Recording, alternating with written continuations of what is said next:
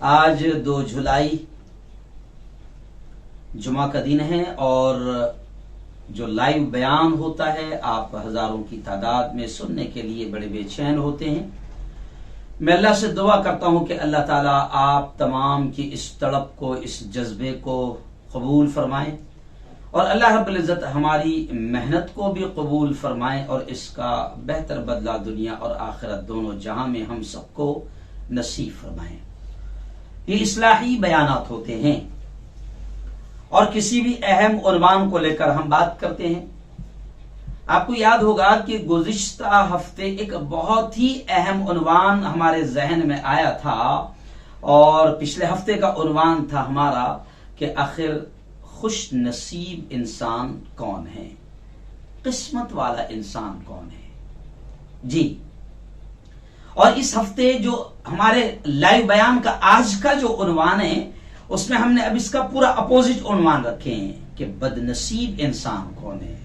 بد قسمت انسان کون ہے، بری قسمت والا انسان کون ہے۔ ایکچوئل میں یہ عنوان انتخاب کرنے کا ایک وجہ بڑی یہ بھی ہے کہ عام طور سے جو ہمارے ذہنوں میں جو بات بیٹھ گئی ہے وہ ہم لوگوں نے خوش نصیب کا پیمانہ الگ الگ سمجھ لیا ہے، بد نصیب کا پیمانہ الگ الگ سمجھ لیا ہے۔ ہم سمجھتے ہیں کہ شاید خوش نصیب دنیا کا انسان وہ ہے جس کو شاندار بنگلہ جس کے پاس ہو، بہترین گاڑیاں جس کے پاس ہو، کھیتی ہو، باڑی ہو اور 2-4-10 اس کے پلاٹ ہو اور یہ ہو اور وہ ہو، نوکری اچھی ہو، فیکٹری ہو، کاروبار ہو، جو بھی ہو۔ اور عام طور سے اگر ہم کسی کا بنگلہ راستے میں چلتے چلتے بھی دیکھ لیتے ہیں، بنگلہ ہے شاندار تھوڑا سا، اور اگر گاڑی واڑی سامنے کھڑی ہوئی ہے تو ہم لوگ کہتے ہیں بڑا خوش نصیب انسان ہے۔ لیکن کسی اللہ والے نے کہا ہے، بہت پیاری بات کہی ہے کہ اجڑ گیا وہ باغ جس کے لاکھ مالی تھے، اجڑ گیا وہ باغ جس کے لاکھ مالی تھے، سکندر جب گیا دنیا سے دونوں ہاتھ خالی تھے۔ میں نے آج بھی جمعہ کے بیان میں جو عیدگاہ میں جو بیان ہوا اس میں نے بتایا کہ آج سے 2 ہفتہ پہلے ہم ایک ایسے گاؤں میں گئے تھے جہاں ہم خود ایک شاندار بنگلے میں ٹھہرے، لیکن ہمارے بنگلے کے فرنٹ سائیڈ میں بھی، بیک سائیڈ میں بھی، چاروں طرف ہم نے دیکھا کہ شاندار بنگلے، کروڑوں روپے کے بنگلے ہیں اور وہ بند پڑے ہیں۔ پتا چلا کہ مالک کہاں ہیں تو بولے انگلینڈ میں ہیں، کینیڈا میں ہیں، ساؤتھ افریقہ میں ہیں، دبئی میں ہیں، گلف میں ہیں، سعودی میں ہیں، کروڑوں کے بنگلے پڑے ہیں۔ اور ایک جو بالکل ہمارے بیک سائیڈ میں جو ہمارے بنگلے کے ایک شاندار بنگلہ تھا اور بہت بڑی کھیت ویت کی زمین تھی، تو ہمارے محمد بھائی نے بتایا کہ مفتی صاحب یہ جو بنگلہ ہے نا، یہ 12 سال سے دیکھنے بھی کوئی نہیں آیا ہے، یہاں پر نان مسلم گویا کہ یہیں پر سنبھالتا ہے، گویا کہ اسی کا پورا قبضہ ہے، اور یہ بنگلے کا مالک مر گیا اور 12 سال سے اس کی اولاد بھی یہاں پر دیکھنے تک نہیں آئی ہے۔ تو ہمارے ذہنوں میں ہے کہ بنگلہ اگر بہت زبردست اگر کسی کے پاس ہو تو بڑا خوش نصیب ہے، اور آج کے عنوان جیسے بد نصیب کون ہے تو ہم سمجھتے ہیں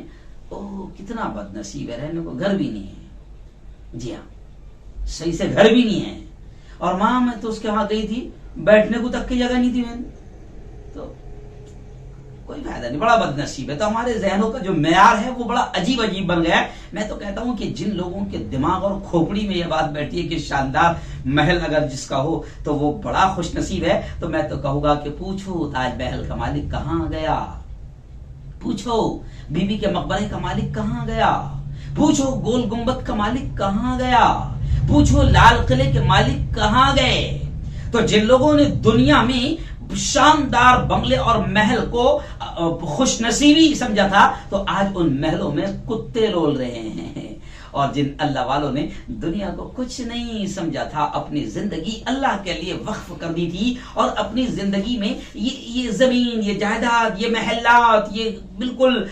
روپیہ پیسہ، یہ خزانے، اس کو اہمیت نہیں دی تھی، آج ہم اپنی آنکھوں سے دیکھ رہے ہیں کہ کبھی ہم جب جاتے ہیں دلی تو ہم حضرت خواجہ نظام الدین اولیاء کی مزار پر جب پہنچتے ہیں تو دیکھتے ہیں کہ سینکڑوں ہزاروں لوگ وہاں پر ہیں، اور کوئی یاسین پڑھ رہا ہے, کوئی قرآن کی فلاں آیتیں پڑھ رہا ہے اور حضرت کو بخش رہا ہے, ان کے مریدین کو بخش رہا ہے. ہم دیکھتے ہیں اس پیارے ملک میں حضرت خواجہ معین الدین چشتی کے آستانے پر کوئی ہمارا رشتہ نہیں ہے, کوئی نانی دادی کے سگے نہیں ہے. بابا فرید, حضرت خواجہ صابر کلیری رحمۃ اللہ علیہ, حضرت خواجہ معین الدین چشتی رحمۃ اللہ علیہ اور حضرت خواجہ قطب الدین بختیار کاکی رحمۃ اللہ علیہ, تمام اللہ والے کہ یہ دنیا میں انہوں نے محلات نہیں بنایا, لیکن محلات میں آج کتے گھوم رہے ہیں اور گورنمنٹ چور حکومتوں کے قبضے میں ہے اور کروڑوں روپے کا کرپشن ہو رہا ہے, اور اللہ والوں کے آستانوں پر آج بھی سینکڑوں اور ہزاروں سال کے بعد بھی لوگ ان کو بخش رہے ہیں کچھ آیتیں پڑھ کر. اس لیے کہتے ہیں کہ جب سکندر دنیا سے جا رہا تھا تو لوگ کہتے ہیں کہ دنیا کو فتح کیا تھا سکندر نے, تو کتنا خوش نصیب انسان ہے, پوری دنیا کا بادشاہ تھا. اس لیے سکندر نے وصیت کیا تھا کہ دنیا کے پاگلوں کو یہ پتہ چل جائے کہ سکندر بھی کچھ نہیں لے کر جا رہا ہے. اس لیے سکندر نے وصیت کیا تھا کہ جب میں مر جاؤں اور میرا جب جنازہ بستی میں سے گزرے تو میرے دونوں ہاتھ تھوڑا سا جنازے کے باہر رکھ دینا, تاکہ لوگوں کو پتہ چلے کہ سکندر بھی خالی ہاتھ جا رہا ہے. اسی لیے شاعر نے کہا ہے کہ اجڑ گیا وہ باغ جس کے لاکھ مالی تھے, اجڑ گیا وہ باغ جس کے لاکھ مالی تھے, سکندر جب گیا دنیا سے دونوں ہاتھ خالی تھے. تو یہ خوش نصیبی کا معیار نہیں ہے, لیکن ہم لوگ سمجھتے ہیں بڑی خوش نصیبی ہے. آئیے دین مقابل ہو تو علماء کا ساتھ دو, جب سامنے باطل ہو تو علماء کا ساتھ دو, علماء کا ساتھ دو. دین مقابل ہو تو علماء کا ساتھ دو, جب سامنے باطل ہو تو علماء کا ساتھ دو, علماء